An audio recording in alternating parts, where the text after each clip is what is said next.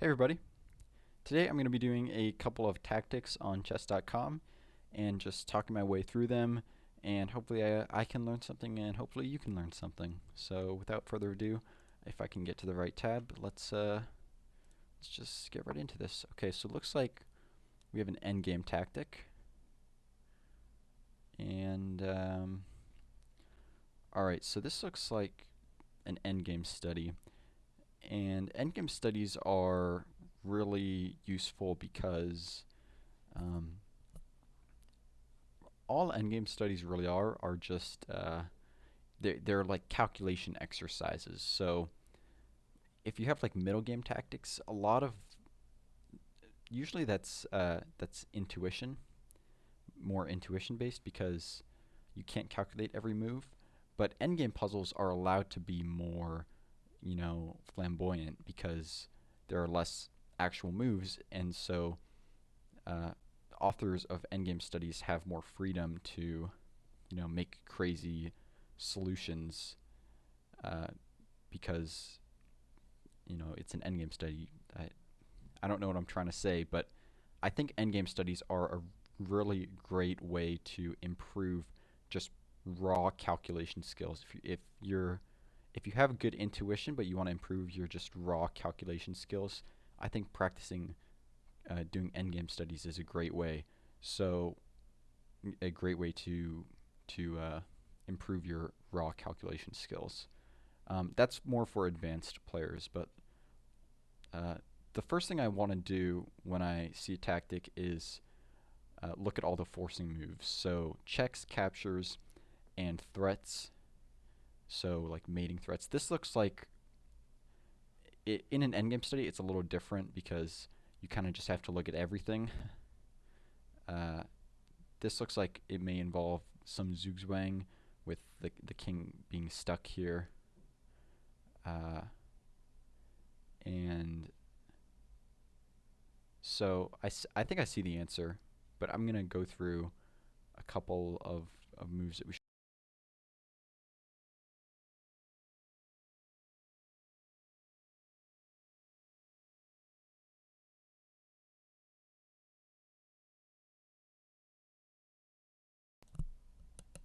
Okay, we're back. We're back. All right. I don't know why my headphones, they just randomly turned off.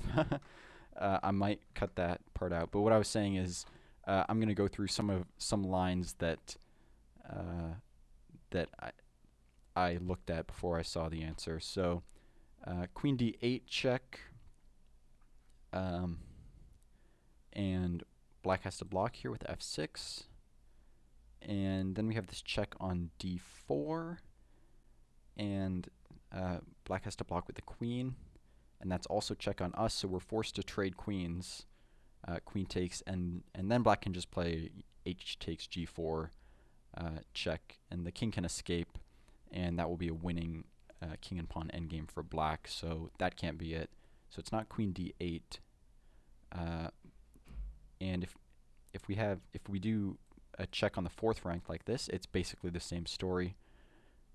Queen D4 check, there's Queen G4 check, and we're forced to trade queens, H takes G4, and that's a winning king and pawn endgame for black. So then we have this move, Queen F2 check. Does that do anything? Queen has to block. Wait, sorry. The queen would not block on G3 because queen takes G3 would be checkmate. So the king would go to H5. And is there any way we could skewer the queen? I don't think so because the king and queen are next to each other. And I don't think there's any mating net because the king can always come and hide behind the queen like this. So the other move that I notice is, if I trade queens and black has to recapture, and then I play king F4, black only has one legal move, and that is to move the pawn to G5 because none of these pieces have any moves after queen takes G6, F takes G6, and king F4. So black has to play G5, and then we can take this F5 pawn with our king, and once again, black only has one move. Black has to advance the pawn to G4, and now we can come back to F4 to guard the g3 square, and once again, black only has one move. They have to advance the pawn to g3, and we can play h takes g3, and that's actually checkmate because our king guards all the squares in front of the king. So, yeah, this is just a nice zugzwang puzzle endgame study, and this is the answer. All right, that was a good puzzle. Good puzzle. All right, let's see this next puzzle. Okay, so I notice if the first thing I notice is if I push this pawn, there's a discovery where I can bring the queen in, and this is like this is seems like a good threat that I could be making. Right now, there's no pieces to attack on d6 or f6 when I push the pawn, but it's something to keep in mind and be aware of. I noticed that, excuse me, I noticed that this queen is aligned with the rook, but there's too many pieces in the way, so I don't think that's very important at the moment. I also noticed that if this b4 square was defended with a pawn, it actually would have to be a pawn. I'm just realizing that now because it's the bishop and the queen are both guarding that square. But so now that I've made a few couple first observations about the position, I'm going to start looking at excuse me, looking at the more forcing moves. So I don't think black has any immediate threats right now. There are no hanging pieces, and I don't see any mating threats. So let's look at our captures. We have this knight capture, and the pawn will have to capture back. And let's see, do I see anything after that?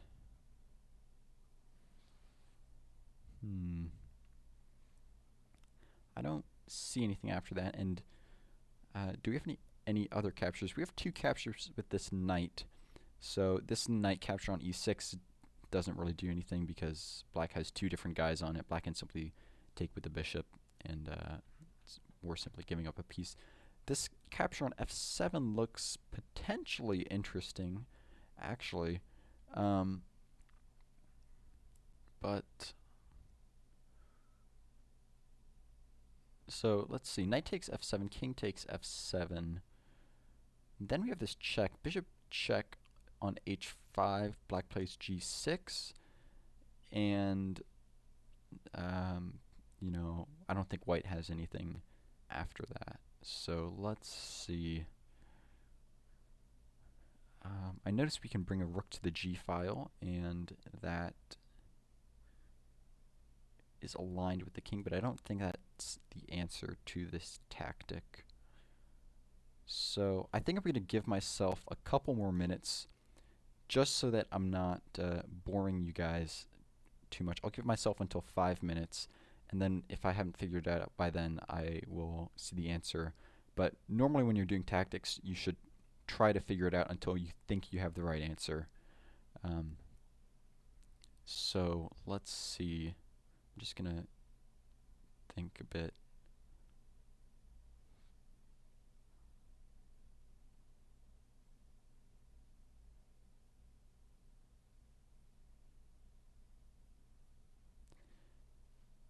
e5.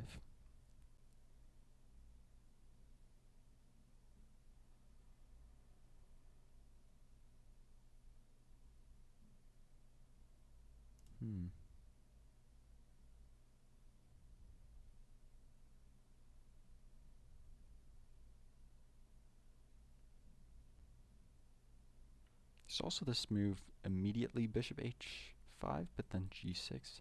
e5, g6.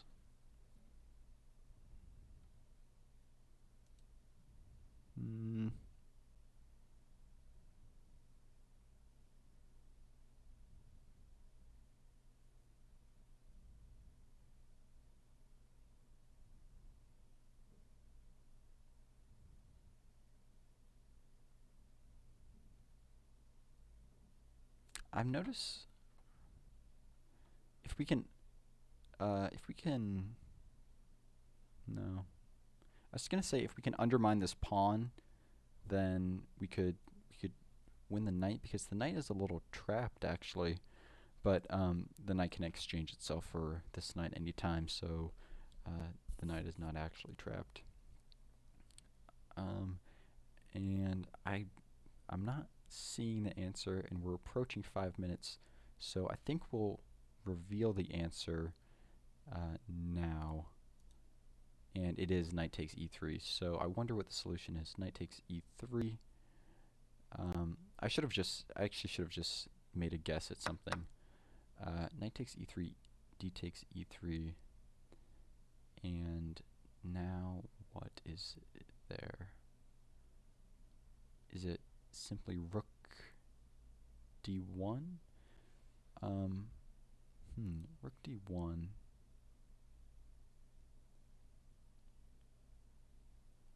Huh. I'm still not seeing the answer yet.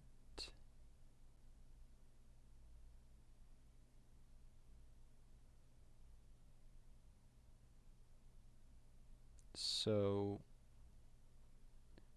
we'll take, I don't think it's rook d1,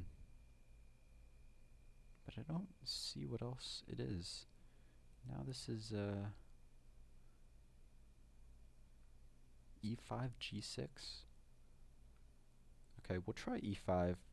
I don't think this is it though. Oh, it was it. Okay, e5, and now, so I was expecting g6 actually. So we'll look at this. We'll look at what happens after black plays g6 after this, after we finish this up. So let's see. So now we have this check on h7, king f8.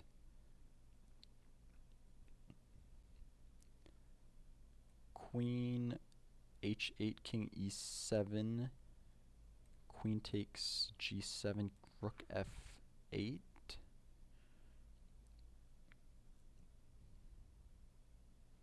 Okay, we'll try this. Queen h7, and that was it.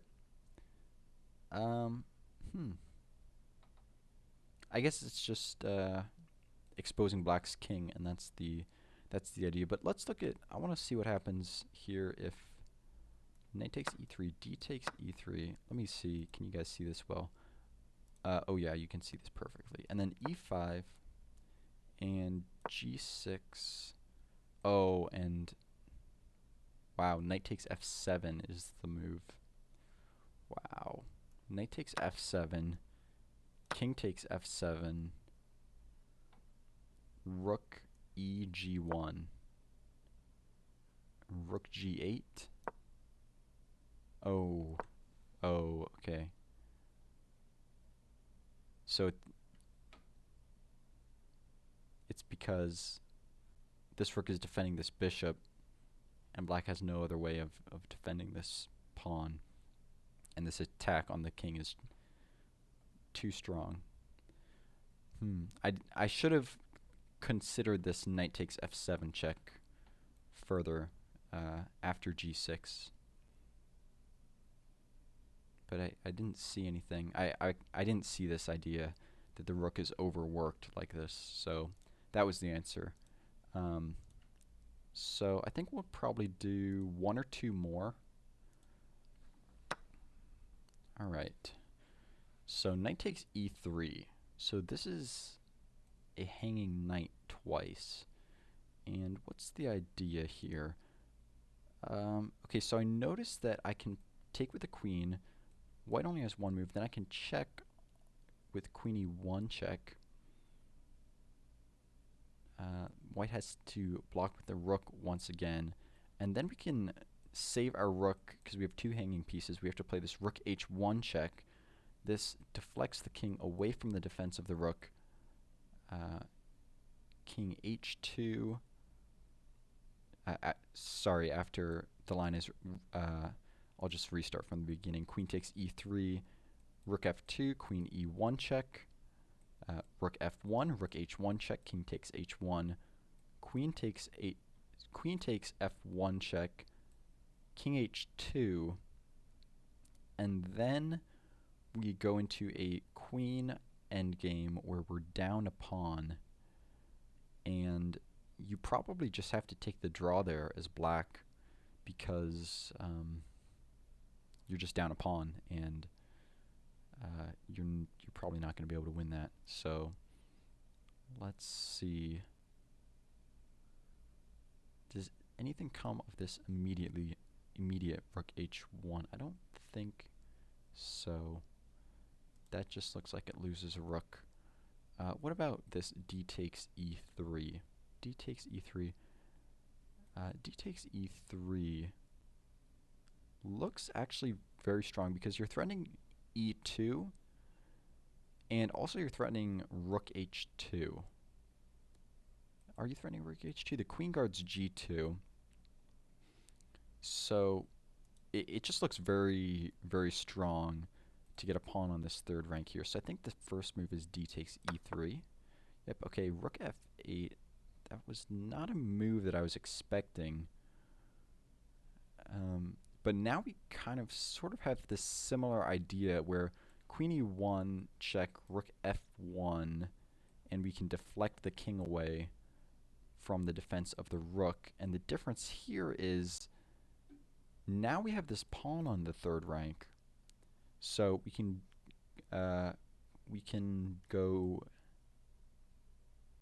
actually go e2. Yeah, e2, and just e2 after king h2. And white has no checks. And if white prepares a check with a move like queen g8, then we can simply play... I was thinking we can somehow force... We can somehow force white's king.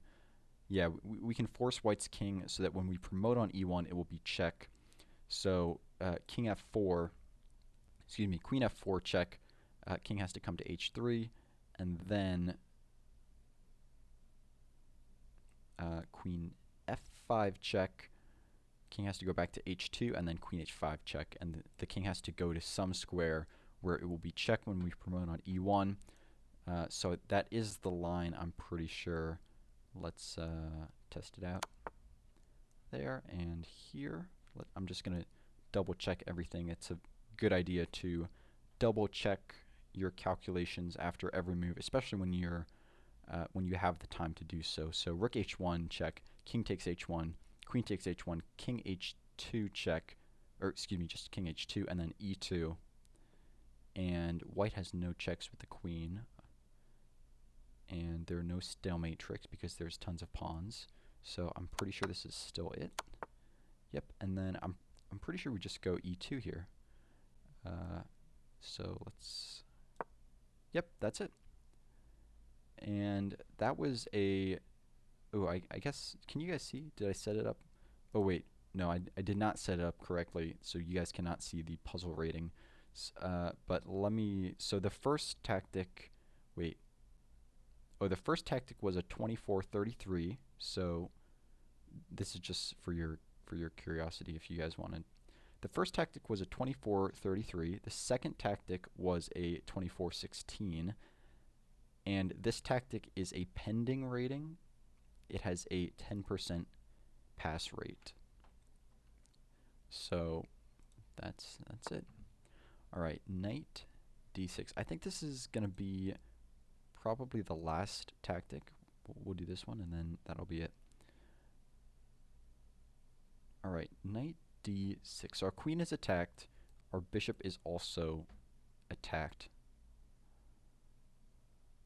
Is there material? We're up the exchange. We're up a rook for a knight and a pawn.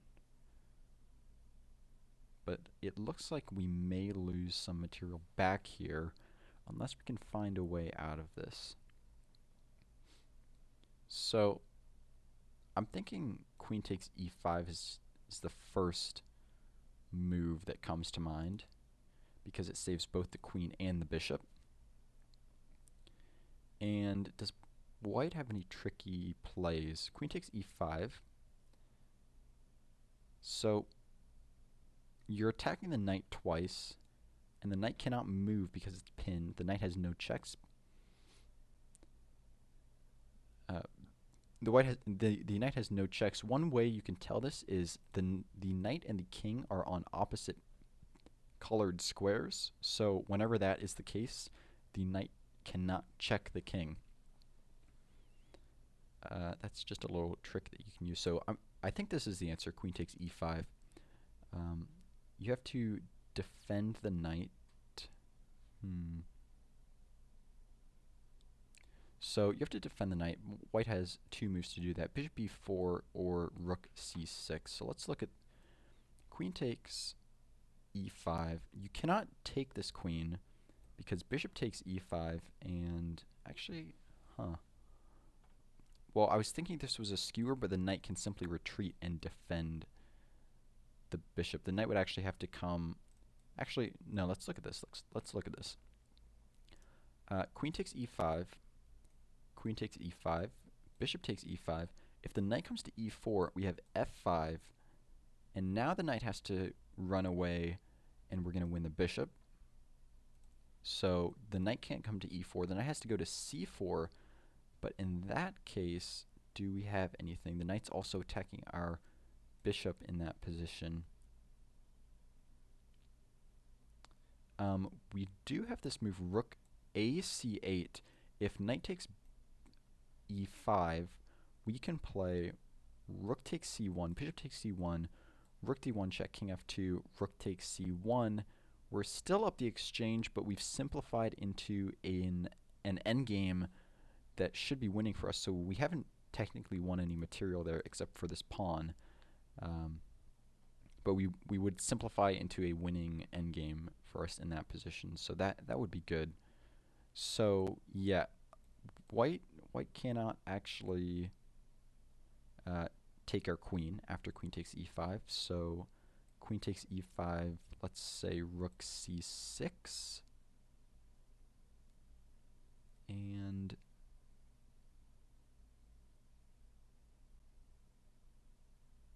yeah, I mean, I think this may just be a simplification tactic. Queen takes e5, rook c6, for example. Then we take the queen, pawn takes, bishop takes with check.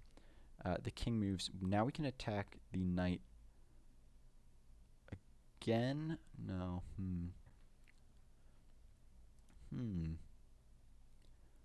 Okay, I'm fairly confident that queen takes e5 is the first move, though. So I'm going to go ahead and play that.